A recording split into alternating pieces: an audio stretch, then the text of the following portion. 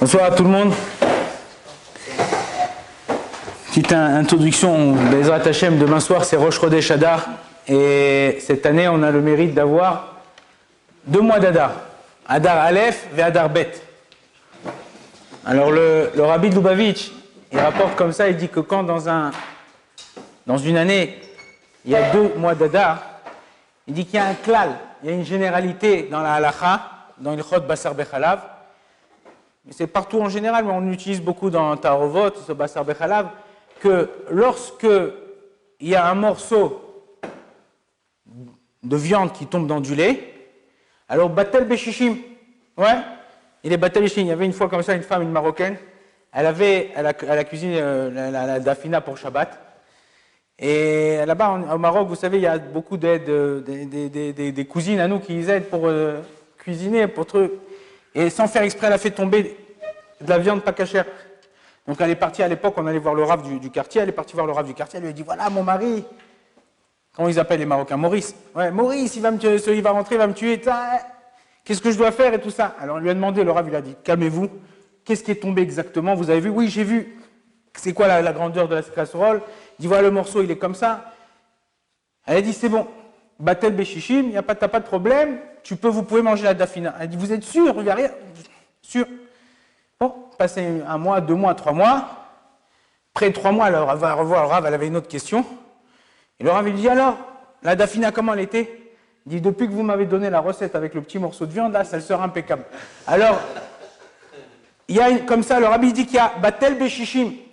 Il dit, étant donné que dans le mois d'Adar, on a 2 mois de Hadar, et on a Kimat Shishim Yom, il dit, quelqu'un qui est joyeux, qui s'efforcera d'être joyeux pendant ces 2 mois-là, toute l'année, elle sera Batel Beshishim Yom Aelou Kilou de la truc. Donc c'est important, là, on rentre dans le mois d'Adar. Il y a aussi au niveau de la halakha, on pose une question, est-ce que Mishenichnas Adar Marbim Besimcha, Keshem Shenichnas Av, Ma'etim, est-ce qu'on doit être joyeux aussi au mois de Hadar Aleph? Il dit oui, même au mois de Hadar Aleph, il y a un yan d'être joyeux, donc on doit essayer, s'efforcer, demain soir on rentre dans le mois d'Hadar, s'efforcer d'être joyeux. On va essayer de parler de la parashat Mishpatim, la parashat de cette semaine, et on va essayer de la lier avec notre vie de tous les jours. Dans cette parasha-là, c'est une parasha qui est pleine de mitzvot. Vous savez que dans chaque parasha, si vous regardez à la fin, pour ceux qui lisent le Chok l'Israël, ou même ceux qui étudient le Sefer Achinour, à la fin, dans Sefer Achinour c'est au début, et dans le Chok l'Israël à la fin, vous avez le compte de toutes les mitzvot qu'il y a dans la paracha. Tant et tant de mitzvot assez, tant et tant de mitzvot lota assez, et qu'en vérité, ça vient nous apprendre, et savoir là-bas, le Sefer Achinour, il nous explique chaque mitzvah, est-ce qu'on a le minag, la coutume de les faire aujourd'hui, pourquoi, qui les fait, c'est que pour les hommes et les femmes. Et donc, Baruch Hashem, on est dans une paracha qui est plein de mitzvot. Ça, c'est le mazal de Israël. C'est quelque chose qui est vraiment quelque chose qui tout le but du Ham Israël, c'est d'accomplir Torah au mitzvot. On n'est pas venu dans ce monde pour faire du ski, acheter une Tesla et faire un kiff. On est venu, c'est pas sourd de kiffer. La Torah nous interdit, c'est Torah Traim. La Torah, ça doit être un kiff. Mais si tu sens que tu t'es étouffé, c'est que tu fais pas la Torah comme il se faut. Tu crois que tu fais la Torah comme il se faut, mais tu prends mais tu prends des choses sur toi qui ne sont pas à faire. Donc c'est pour ça que c'est important de savoir quel mazal on a. Mais on voit pas, comme je l'ai dit il y a 2 semaines, ou il y a une semaine, j'étais en France. Les gens ils sont perdus. Les gens ils sont perdus, Pachout. Ils travaillent pour travailler, ils travaillent pour gagner, mettre de l'argent de côté pour aller en vacances. Et après, ils reviennent pour travailler, pour gagner de l'argent, pour aller en vacances. Il n'y a pas de kiff. Ouais, pour un bon je vis, l'autre il a divorcé, le truc. Il n'a pas un tam. Ouais, Coca-Cola, le goût de la vie, ouais. Tam Bachaim. Et bien aussi, pareil là. La Torah, ça nous donne le goût de la vie. Ça nous donne le goût de la vie. Je l'aurais lu ce matin, le Or HaChaim HaKadosh, dans la paracha de la semaine dernière. Il rapporte comme ça. Il dit sur le Pasuk, Ve'atem tiuli memlechet kohanim vegoy kadosh. Que nous, on sera pour Akadosh Baruch Hu, même les chet kohanim vegoy kadosh. Am Segula, c'est quoi Segula? Ça vient du mot Segol. Segol, c'est quoi? Vous savez, dans la Torah, il n'y a pas écrit les voyelles. Mais en vérité, on a des voyelles. Même des voyelles, on apprend. Il y a des guématriotes, des choses, on apprend. Et le Segol, c'est la seule voyelle, à part le chirik qui est sur un point qui ne bouge pas, mais le ségol, c'est la seule voyelle que quand tu la tournes dans n'importe quel sens, elle reste ségol.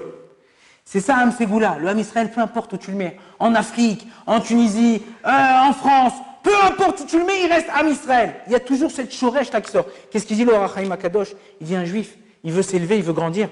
Il dit sur ce passouk là, Ki be'emtsaout ha-Torah, tigdal ve'ta'ale ma'alat ha'adam ad en ketz, lemala me'amalachim. C'est au mérite chez un homme, grâce à sa Torah. Regardez les tzadikim, comment ils arrivent quand tu allais voir un rabbin, tu allais voir un tzadik comme ça, il disait tu fais comme ça, il décrétait, ça s'annulait. Comment c'est possible? Ça c'est la ma'alat al-omdé à Torah. Quelqu'un, ne croyez pas que c'est des sorciers, c'est des marabouts. Il n'y a pas chez nous marabouts, il n'y a pas de sorciers.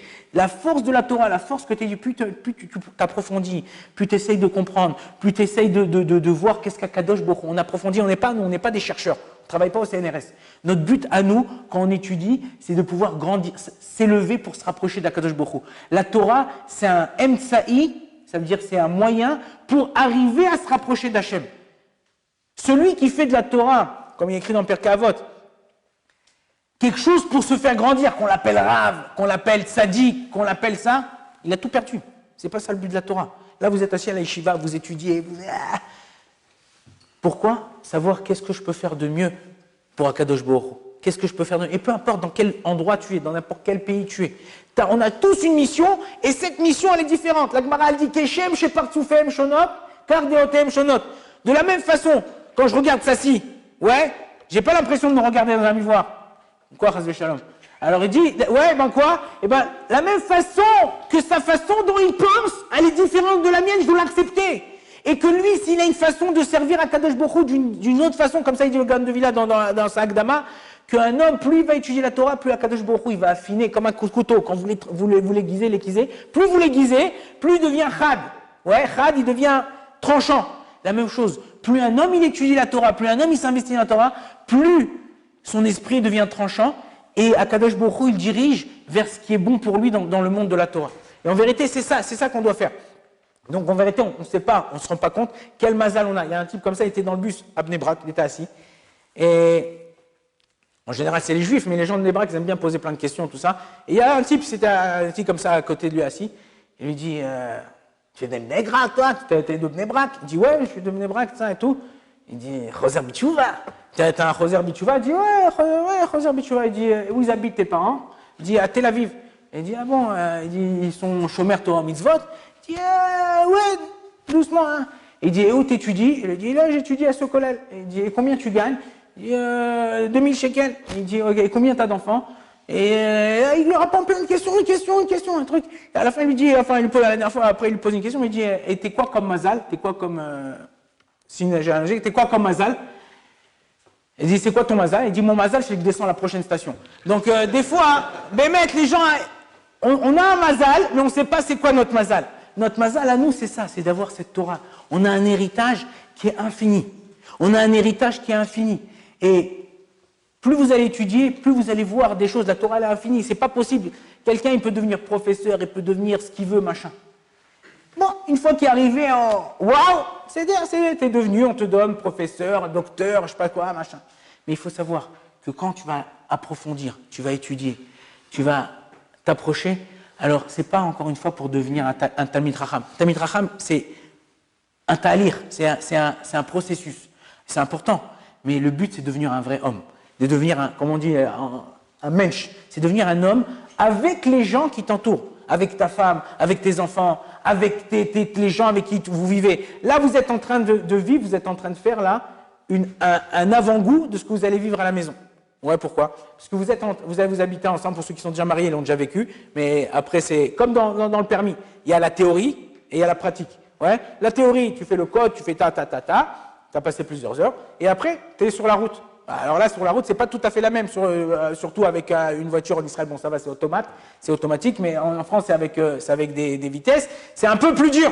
Ouais, tu arrives à te planter, il touche les pédales, le moniteur, tout ça et tout. C'est la même chose. Là, vous êtes entre vous dans la chambre. Tu t'entends pas avec David, Michael, vous entendez pas. Tu vas voir le Rav Shaya, tu vas voir le Rav Nakash, tu vas voir avec qui tu veux. Voilà, je m'entends pas, Ravruta, pareil. Ouais, c'est pas bon, j'arrive pas. Il étudie trop longtemps, il étudie trop vite, il est le truc, j'ai papa, il parle trop, il parle. Bon, d'accord, on vous change de Ravruta, on cherche une autre Ravruta. Mais demain, tu vas être marié avec ta femme. Tu vas aller voir ton Rav. Tu vas dire, qu'est-ce que je fais? change de femme. Il va dire, ben voilà mon frère, c'est là, maintenant t'es arrivé là, c'est là que tu te faut casser les dents. Si tu as travaillé à la yeshiva, tu as travaillé sur toi, peu importe que même dans ton travail, si tu travailles sur toi de savoir ce que tu dois arranger chez toi, et tu essayes doucement de l'arranger, et grâce à la Torah, parce que personne, les gens ils disent, malheureusement j'étais à Paris là, Dafka, bon je peux pas, bon, on peut dire, c'est un ancien de la yeshiva, et il me dit, je rentrais chez moi un soir, ma femme, elle a changé la serrure.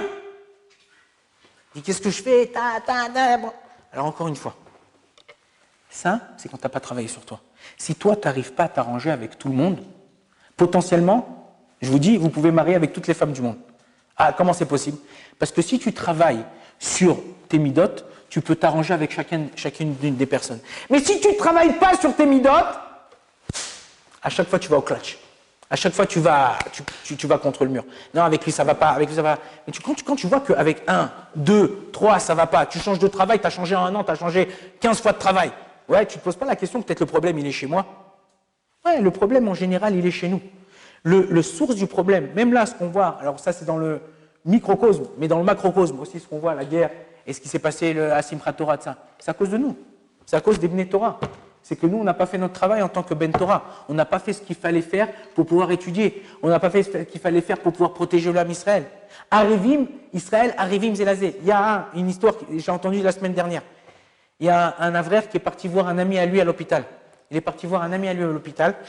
Et à côté, il y avait un Khayal. Et lui, le Khayal était blessé à la jambe. Et il lui dit, ouais, dis-moi, qu'est-ce que tu fais dans la vie, toi? Il dit, ouais, avec chapeau, la veste et tout ça. Et il dit, moi, j'étudie la Torah. Il dit, ouais, pourquoi tu fais pas l'armée? La question classique des Israéliens. Pourquoi tu es le religieux? Pourquoi tu ne fais pas l'armée? Il dit, bah moi j'étudie pour un Khayal. Il dit, moi à chaque fois j'étudie pour moi et pour le Khayal. Comme Issachar Vezevouloun. J'étudie pour ça, Issachar. Alors tout de suite le Khayal dit, ouais, et comment il s'appelle le Khayal pour qui tu étudies? Tu sais si tu t'étudies pour un Khayal. Alors il lui a dit, il s'appelle Itai Yehuda Ben Keren. Le Khayal était béchoc. Il a commencé à truc, il a dit, mais c'est moi. Il a dit, mais attends 2 secondes. Ils ont commencé à parler, il a attrapé, il a embrassé. Il a dit, mais attends. Comment j'ai pu être blessé si toi t'étudies pour moi? Si vraiment t'étudies pour moi, comment j'ai pu...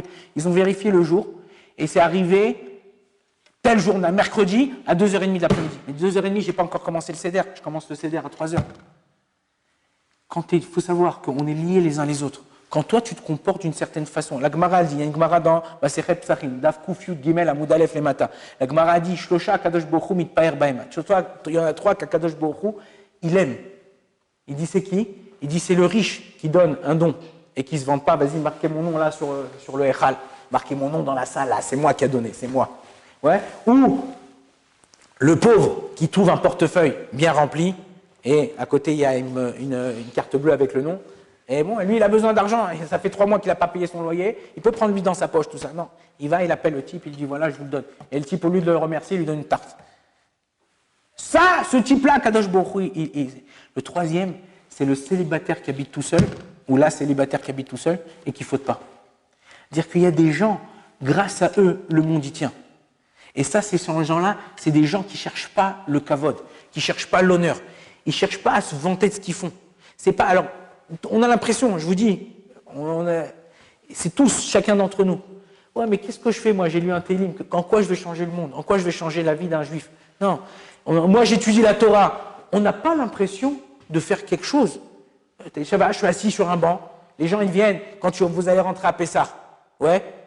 Ton grand-père, vous allez être sur la table de Pessah, la table dressée comme ça, le kiff, toute la famille elle va venir, elle va dire David, voilà j'ai une question, des fois c'est des questions existentielles qui ne veulent rien dire, et des fois une question, voilà, si j'ai mis un mélange, j'ai mélangé le lait, la viande, j'ai mélangé ça et ça, qu'est-ce que je dois faire? Et toi tu es là, tu ne sais pas. Elle dit, mais attends, je te paye la yeshiva, ça fait 1 an que tu es là, tu ne sais pas? Mais qu'est-ce qu'il faut leur répondre à ces gens-là? Quand tu étais en première année de médecine, ouais, pas tout le monde la passe. Tu viens me voir, tu me dis j'ai mal à la tête, j'ai mal là, j'ai mal là, j'ai mal ici.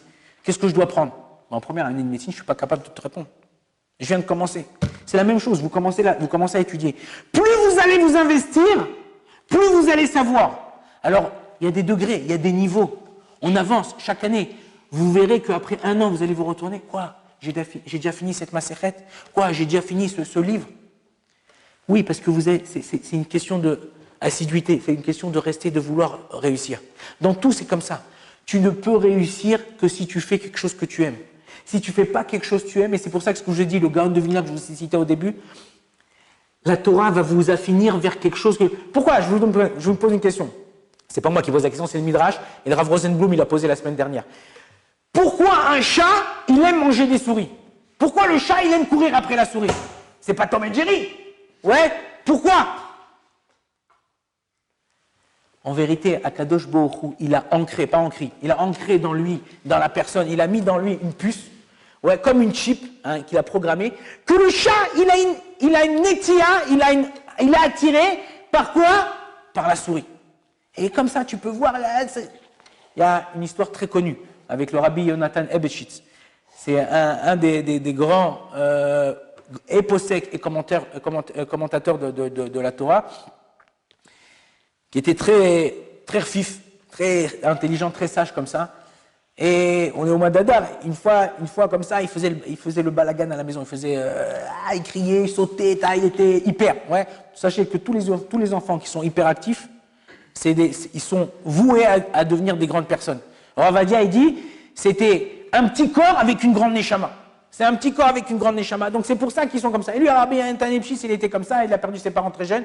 Et une fois, c'était le mois d'Adar, Mishenir Nasadar, Rabbi Messivra, il a fait le bala, il a renversé tout à la maison. Il avait une casserole, il tapait, sa mère a dit, arrête, stop. Attends, il va venir ton père. Son père, il est arrivé et tout ça. Et tout de suite, il est parti, il s'est caché sous la table. Son père, il le cherchait. Jonathan, là, il le voit qu'il est sur la table. Il dit, pourquoi tu te caches? Il dit, Mishenirnas Adar Marmisam, Av, Mamaatim Besimcha. Donc le Av, il est rentré, le père.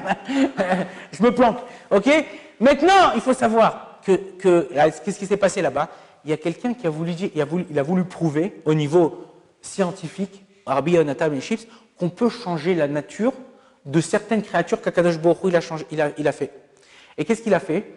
Il a pris un chat, ouais, et il a dompté pour devenir comme s'il marchait sur deux pattes, il pouvait marcher sur deux pattes.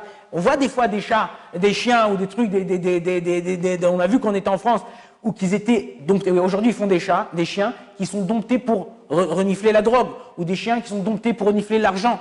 Ils arrivent à faire, ça c'est d'accord, il y a des chiens, il y avait des films à l'époque, des chiens intelligents qui arrivent à faire des trucs, qui arrivent à communiquer presque avec l'homme.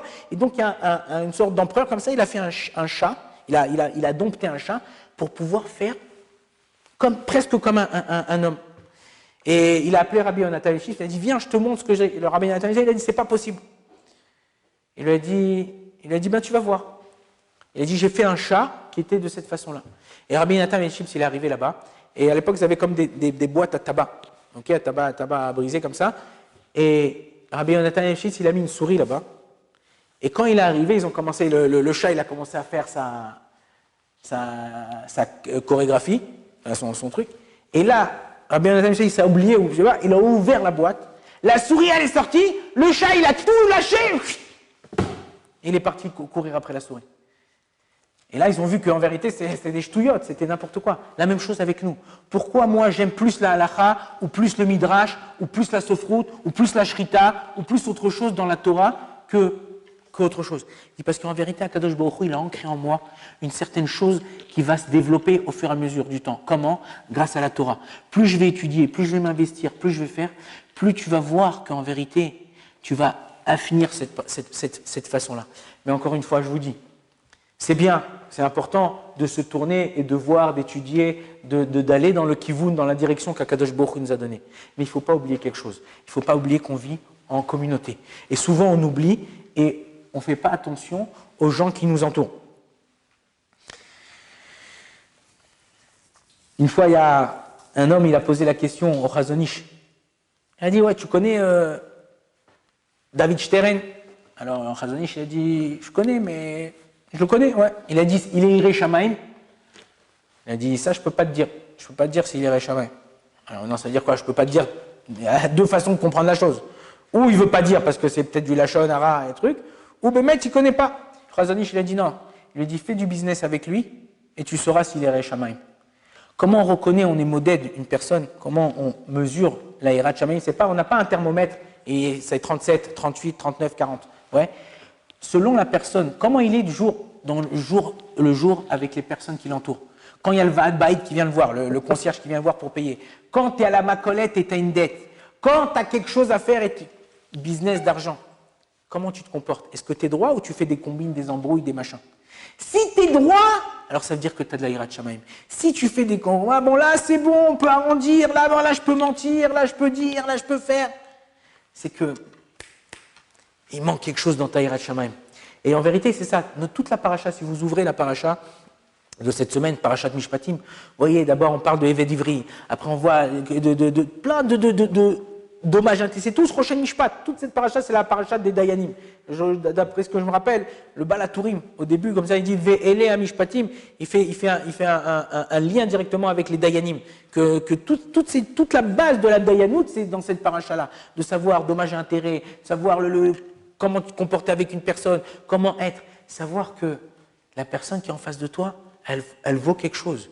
Alors c'est difficile, on a du mal, on aime bien, et tout le monde c'est comme ça, on aime bien qu'on nous fait un compliment, mais on a du mal, nous, à faire un compliment à l'autre. Pourquoi tu as du mal? Rentre à la maison. Je sais pas, fais un compliment à ta femme, dis-lui quelque chose, dis-lui que, je sais pas. Il y a un type, il est parti se baigner dans un lac, enfin dans un lac, il est parti se baigner dans un lac, à l'époque, il a enlevé tous ses vêtements, tac, il est resté en caleçon, et il se baigne. Une fois qu'il a terminé de se baigner, il va pour sortir de là-bas, il voit, on lui a tapé tous ses vêtements. La veste, le pantalon, la ceinture, les machins, tout ça. Et une fois, un type, il est rentré comme ça au mikvé. Des fois, au mikvé, bon, les tsaharenou, des fois, il y a des gens pas très honnêtes et droits qui rentrent. Mais il est rentré au mikvé, et il est ressorti, hop, pareil, plus de vêtements. Il avait juste sa serviette. D'après vous, comment il a fait pour sortir? Il habitait, c'était pas... Comment tu fais pour sortir? Si tu sors avec la serviette comme ça, l'archouma, tout le monde va te... Ouais? Il a mis la serviette sur la tête, il a couru dans la rue. Bon, alors... Lui, il est sorti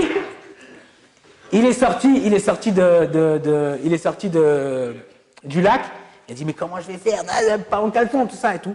Les voleurs, ils ont pris les vêtements, ils ont vidé tout ce qu'ils avaient, ils ont déchiré, ils ont jeté. Un jour, 2 jours, le temps, ils ne savaient pas comment rentrer, c'est loin de la ville. Le temps qu'ils rentrent à pied, sans argent, sans taxi, sans rien.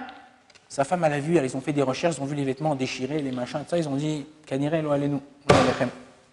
Et ils ont commencé à appeler la famille, les trucs, tout ça.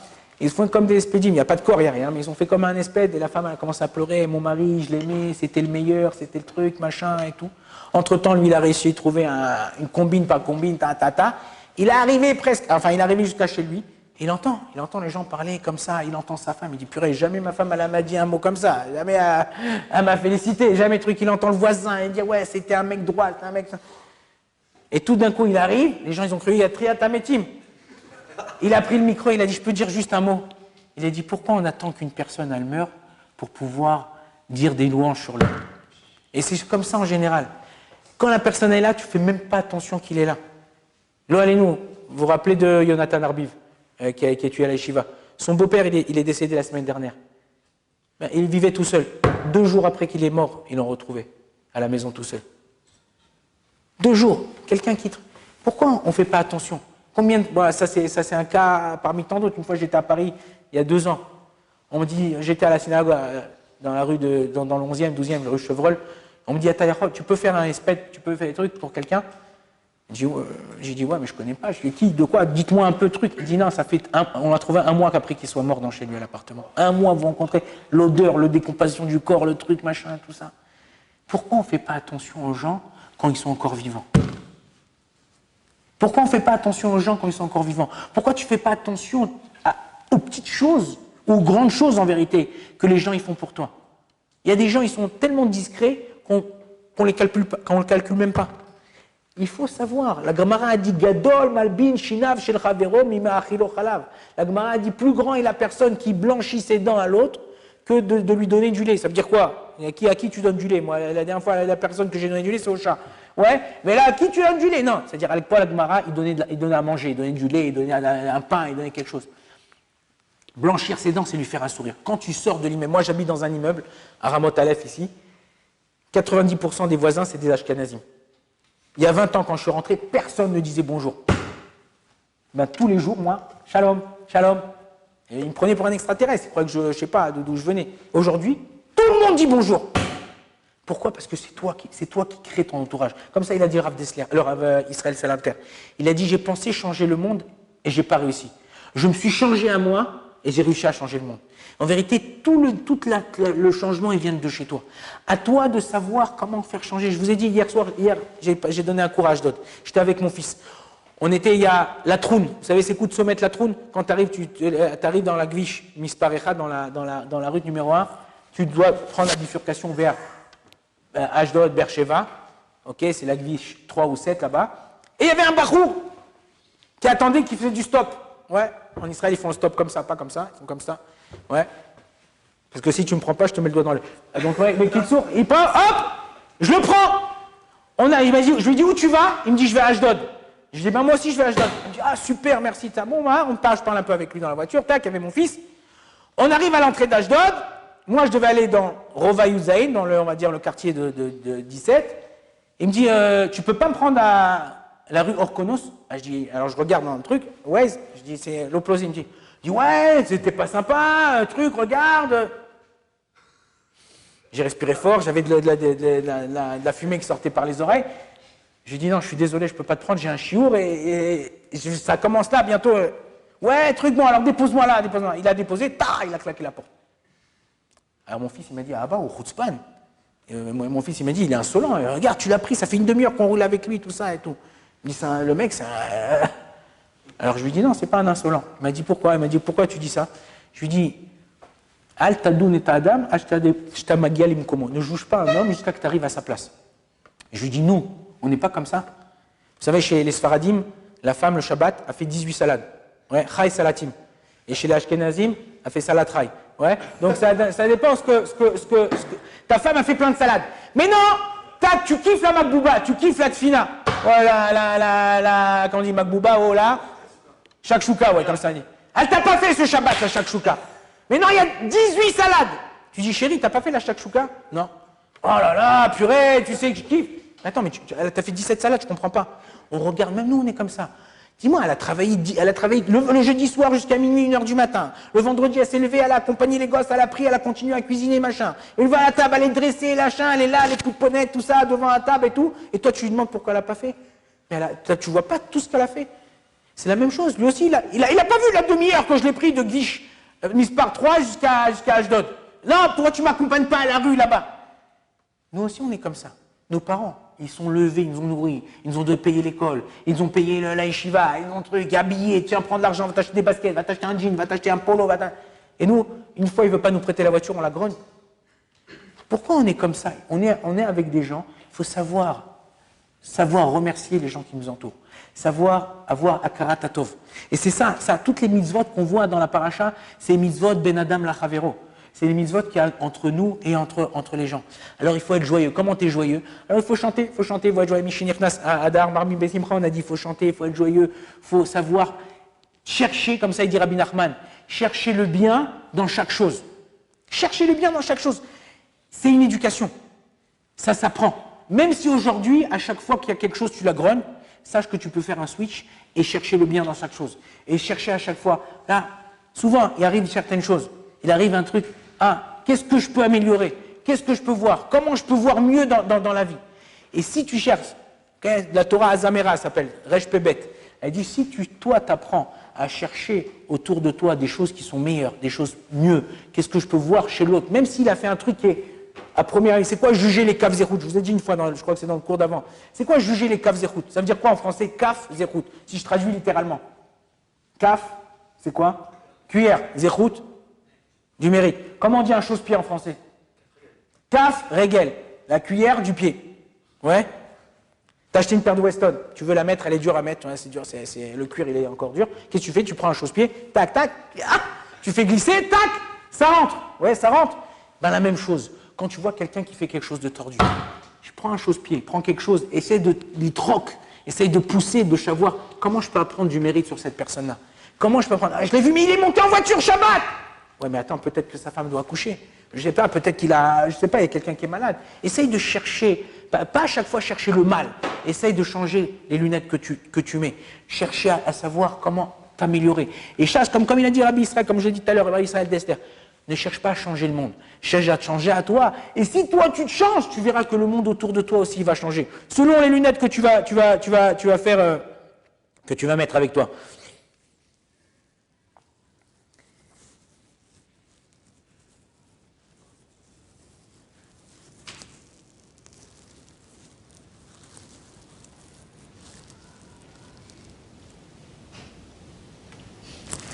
Encore une chose qui est importante, et je pense que c'est comme ça, ce que la Torah là nous dit aussi, on voit par rapport à toutes les mitzvot de la paracha, que selon comment un homme il se comporte, ok, alors Akadosh Baruch Hu il se comporte. Ken, on a vu Aïn tachat Aïn, Shen tachat Shen, Ken, là-bas tout ce qu'il y avait. Si vous regardez en vérité, même chez nous, dans la Torah, pas quelqu'un, là-bas il y a écrit quelqu'un, si tu lis littéralement, les goïms ils lisent littéralement. Il t'a enlevé un œil, tu lui enlèves un œil. T'as enlevé un bras, tu lui enlèves un bras. Il t'a enlevé un pied, tu lui enlèves. Mais la Torah, c'est pas comme ça. Là-bas, si vous cherchez tachat, ça veut dire en dessous. Si vous prenez dans ce pasouk-là, aïn, tous les aïn, c'est la lettre aïn.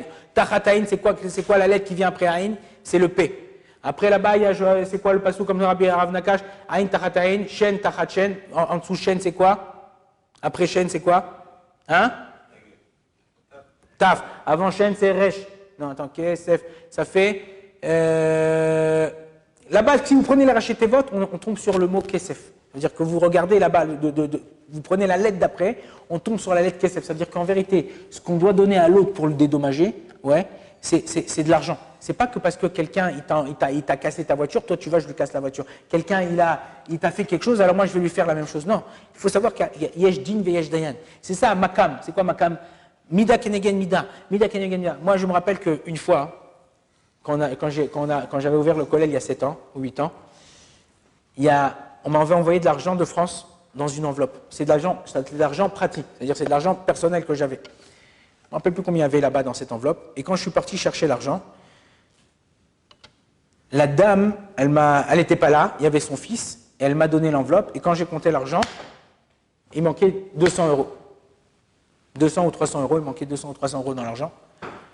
Et je lui ai dit, il manque d'argent. Elle m'a dit, ah bon, mais pourtant, je les ai mis dans mon sac. Mais c'est vrai que l'enveloppe, elle était fermée, mais là, elle était ouverte. Et ces gens-là, on les avait invités à Purim, c'était pas proche de Purim. Et elle était venue, elle m'a dit, écoute, moi, je veux pas qu'on ait des doutes sur moi ou quoi que ce soit. Elle a pris la même somme qu'elle m'a donnée, et elle me l'a dit, voilà, elle dit, tiens, je te la rends. Alors moi, pour ne pas prendre l'argent, parce que bon, c'est possible qu'elle a perdu, c'est possible que ce n'est pas de sa faute, c'est possible que quelqu'un lui a volé. Je lui ai dit quoi? Je viens d'ouvrir le kollel, je n'ai pas encore pris d'argent de personne, ça veut dire que je n'ai pas encore ramassé de l'argent. Je prends cet argent-là, et c'est la première argent qu'on va mettre dans le kollel.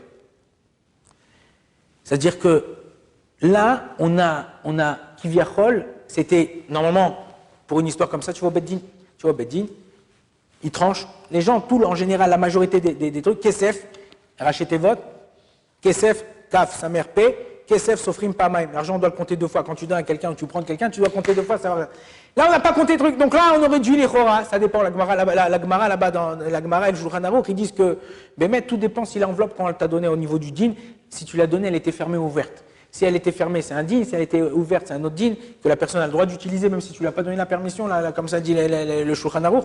Et là-bas, on a utilisé cet argent. Et depuis là-bas, au Hachem, depuis ce moment-là, Mida keneged mida.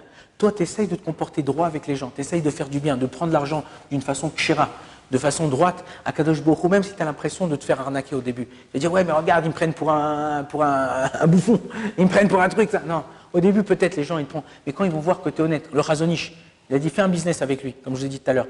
Fais un business avec lui, tu vas voir. Là, c'est là le modèle, c'est là la mesure de Yirat Shamayim. Si toi, tu essayes d'être Yirat Shamayim, tu essayes d'être droit avec les gens, alors Akadosh Baruch Hu, il te rend. Au début, peut-être tu vas penser que tu te fais arnaquer, mais Akadosh Baruch Hu, il va te mida keneged mida. Il va te rendre comme tu dois avoir. Pour terminer avec le mois d'Adar, il y a un élève, il est rentré chez lui avec son livret de notes, et son père, il a commencé à voir le livret. Il voit maths 0, anglais 0, physique 0, chant, il faisait du chant là-bas, 100. père, il part, bam, il lui met une claque. Il dit, papa, pourquoi tu mets une claque? J'ai eu 100 en maths, j'ai eu 0 en maths, tu m'as rien dit. J'ai eu 0 en anglais, tu m'as rien dit. Le père, il lui a dit, comment tu as la force de chanter après toutes ces notes? Khazak Oubaor.